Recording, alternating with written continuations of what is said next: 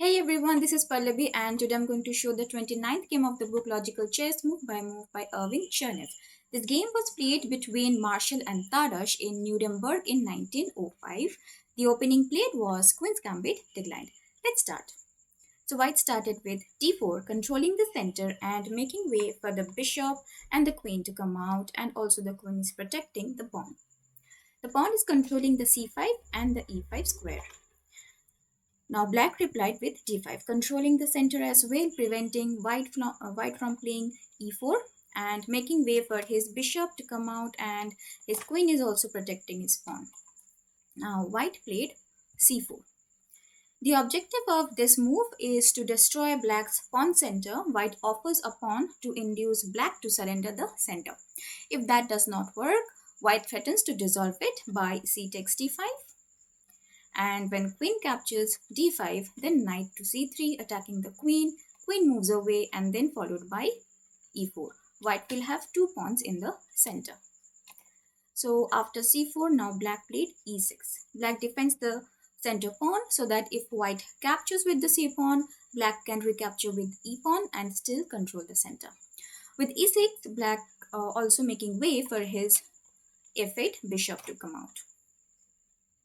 Now white played knight c3, a simple developing move towards the center which attacks the two central squares e4 and d5 and adding pressure to the d5 pawn. Now black played knight f6. Black also develops the knight towards the center which supports the d5 pawn and attacks the e4 square. Now white replied bishop g5, a pin which threatens c takes d5. White is threatening to play c takes d5, e takes d5, bishop takes f6, g takes f6, leaves black with a badly doubled pawn. The threat is actually of minor importance. What white is interested in is the most effective placement of his pieces and the development at g5. Development at g5 is extremely strong. The restraint it places on black's knight and the cramping effect it has on black's whole game is not easily shaken off. So after bishop g5, now black played knight b d7. In queen's pawn opening, black's queen's knight does its best job at d7, not c6. At d7, it supports the other knight, and helps prepare the advance of the c pawn to c5. The b8 knight must not move to c6 where it obstructs the c pawn. The c pawn must be free to advance and attack white's center, and black incidentally sets a trap. If white plays c takes d5 right now, then e takes d5, knight takes d5, knight takes d5, bishop takes d8, capturing the queen, and then bishop b4 check. Queen d2, blocking the check only move, bishop takes queen, king takes bishop, and king takes d8, and black gains a piece. So after knight b d7, white did not capture the d5 pawn. White played e3. White could not fall into the trap. He followed one of the principles of chess, which is to not chase after pawns at the expense of your development. White's last move supports the central d4 pawn and creates an outlet for the f1 bishop. Now black played c6, strengthens the center pawn, which is the d pawn, and opens a diagonal for the queen side, pieces queen for the queen, and he plans for a counter attack beginning with queen a5 and bishop to b4. White played queen to c2. In this position, black has indicated that he might counterattack by queen a5 and bishop b4, pinning the c3 knight and then increasing the pressure on it. It might have been more to the point for white instead to mobilize another minor piece by knight f3, followed by speedy castling, or perhaps to neutralizing the anticipated pressure on the c3 knight by swinging the f3 knight over to d2. So knight f3 was better, then queen a5, knight d2, bishop b4, and then queen c2. This is even better. So white, after knight c6, after pawn to c6, white played queen c2. Now black played queen to a5. The queen not only unpins the f6 knight, but starts a counter action by pinning the white knight. Black threatens to intensify the pressure by bringing the f8 bishop to b4. Black also sets a trap to catch the careless if white innocently develops bishop to d3. That will be a blunder because d takes c4 threatens both the bishops, the d3 and the g5 bishop. If bishop takes knight on f6, then c takes d3, attacks the queen and wins the bishop. Remember, master players do not set traps if it involves injuring their own position. A trap which arises in the neutral course of development is one thing, but to play for them deliberately at the risk of wasting valuable time is unforgivable. So after queen a5, now white played c takes d5. White neutralizes the queen's indirect attack on his bishop and clears away the c file for the benefit of his major pieces. Now black played knight takes d5. Tarrasch had planned to recapture with e takes d5 in order to maintain a pawn in the center.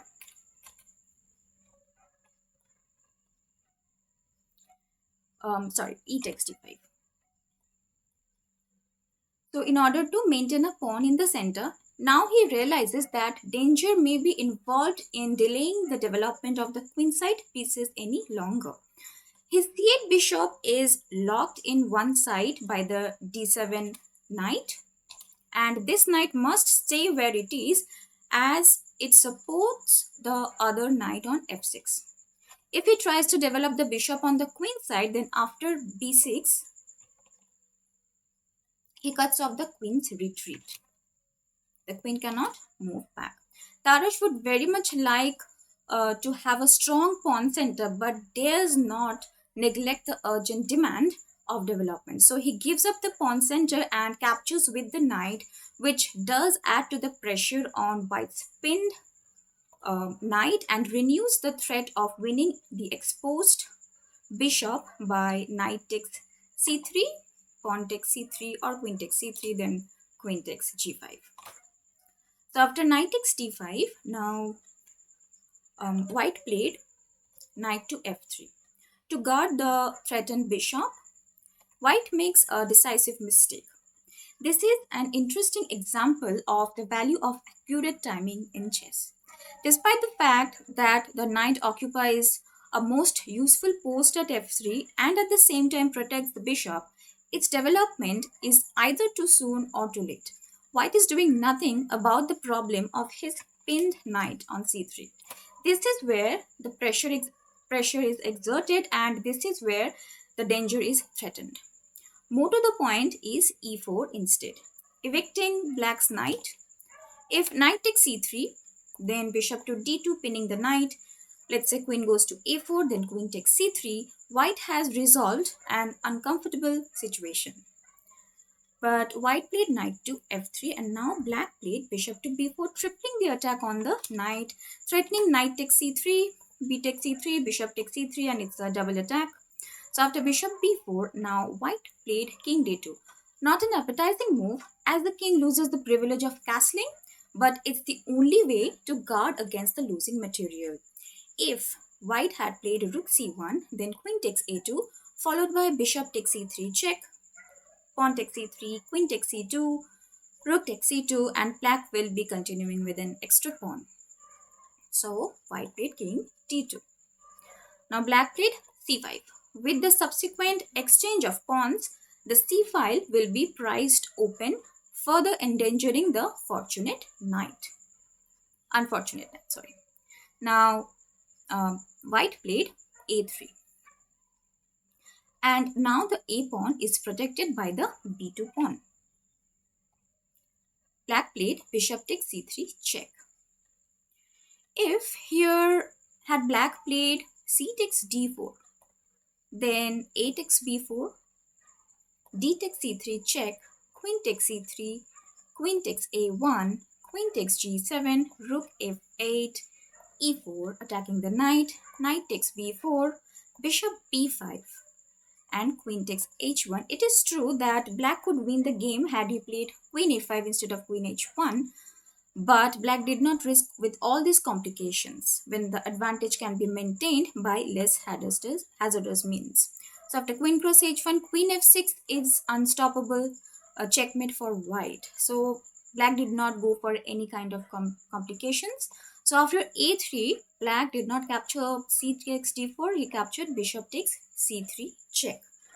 Now white played b takes c3 and now black played c takes d4, opens up the c file. White played e takes d4.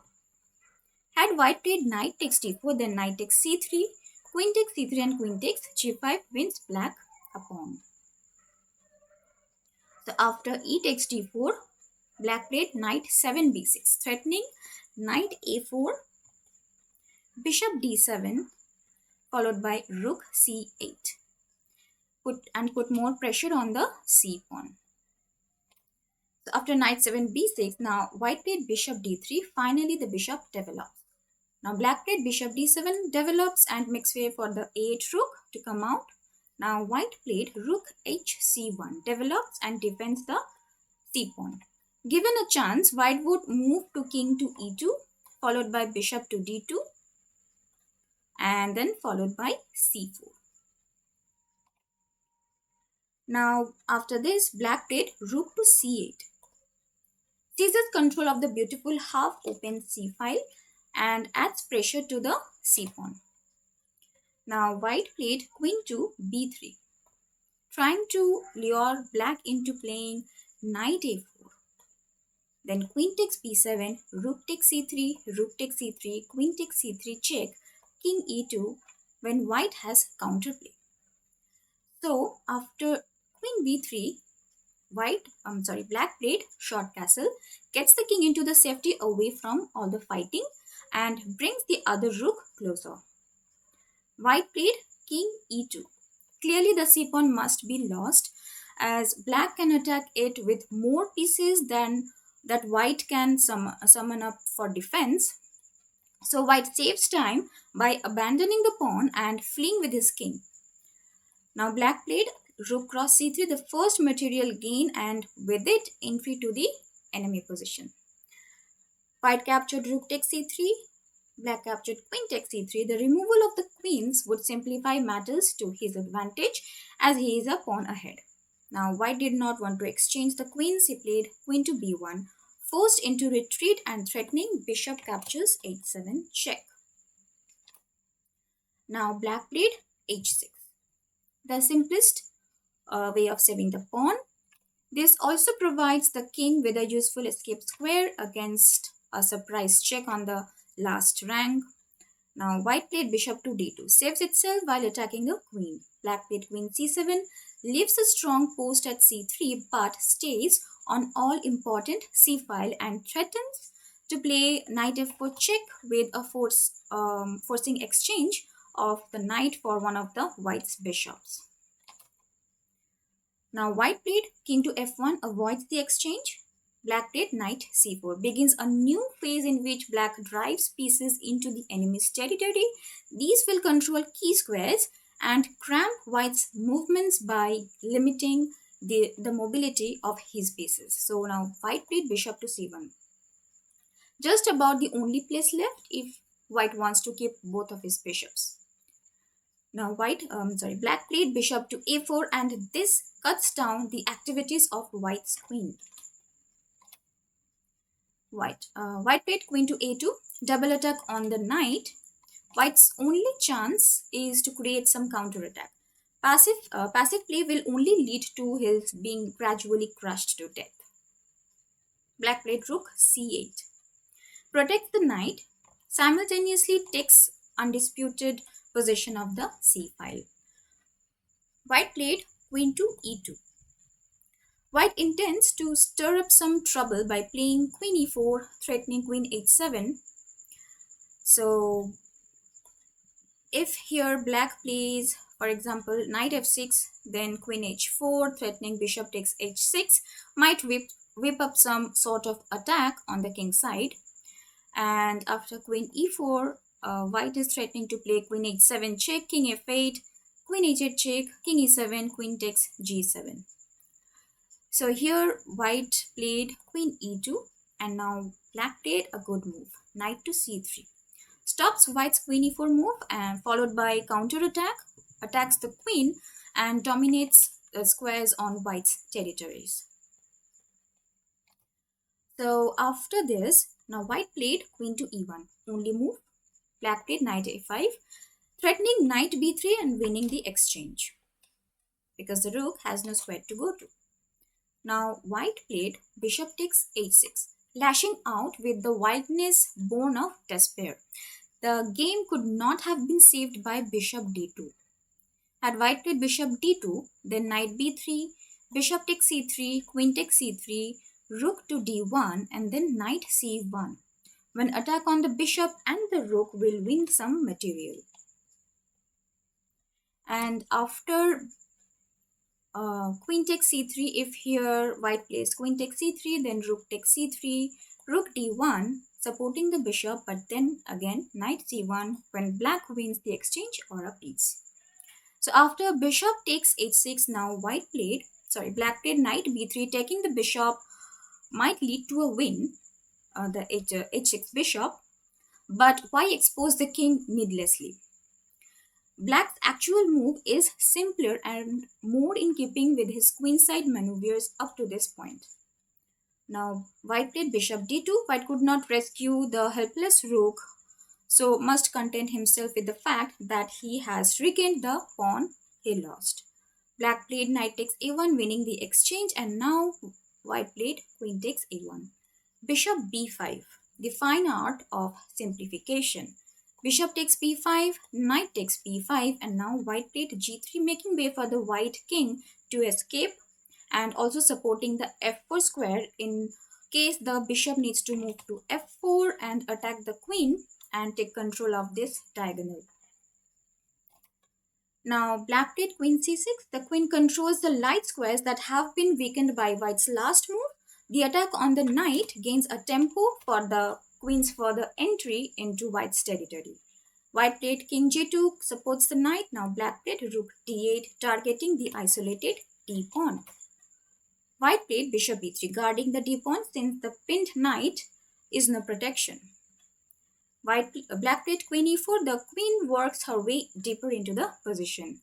Queen b2. White tries to get some play for his queen.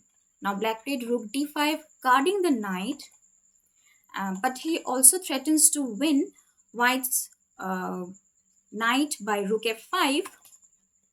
Let's say queen e2, then knight takes d4 and attack on both knight and the queen, and the bishop cannot capture because the queen will capture the queen. So after rook d5, now white played a4, driving the knight off so that it no longer attacks the d pawn. Black played knight d6, saves himself and protects the b pawn. Now white played bishop f4. Otherwise, black plays g5 and then g4 or rook f5 and attack the knight. So white played bishop f4, now attacks the knight on d6. Black played knight f5. Once more striking at the d pawn. Bishop e3 supports d4. Had white played queen takes b7, then knight takes d4, queen c8 check, king h7, and then queen c3 supports the f3 knight, then g5 loses more material. So white played bishop to e3 and then knight takes e3 check. Now two more pieces come off the board and another pawn will fall. F takes e3, queen takes e3, and now g4.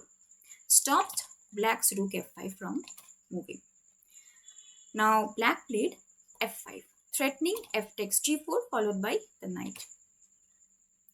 Now white played g5 and blocks. Black played queen e4, again pinning the knight, and then white played queen to c3, carefully avoiding queen cross b7 because of f4 followed by queen e2 check, and then rook cross g5 check. It's like a discovered attack. So after queen e4, white played queen c3, and now black played f4, threatening rook takes g5. Had black played e5, then g6, threatening sudden checkmate. So black played f4 instead of e5. Now queen c8 check. Had white played g6, then rook g5 check. It's a double attack. So queen c8 check, king h7, and queen c3 back to defending the knight and the d pawn. And now black played a good move, e5, breaking up white center. The idea of this move to continue with rook takes d4, with which black accomplishes three things: demolishing white's center, threatens immediate rook win by rook d3, which will be a double attack, and black remains with two connected passed pawns in the center. So e5 is stronger than capturing the g5 pawn, and then king f2, rook h5, h4 when white threatens knight g5 check and fork. So black played e5. Now white played h4. Had white captured d takes e5, then rook d3, it's a double attack. So white played h4, and then black played rook takes d4. g6 check. This is one of the traps. If black plays king takes g6, then queen b3, apparently trying to get a perpetual check. If black plays rook d3 for a double attack, then queen takes d3, queen takes d3, knight takes e5 check, king h5, knight takes d3, and regaining the queen and winning a rook. So after g6 check, now black played king h6. White played king h2, sets up another trap. If black plays rook d3, then queen takes e5. If black plays queen takes f3, then queen g5 checkmate. So king h2, now black played queen h2 check. And white resigned. To this there is no reply. If white plays king to g1, then rook d1 check, knight e1, rook takes e1 check, and black wins. And instead of king g1, if here white plays king h3, then rook d3, again black is winning. So that was the game.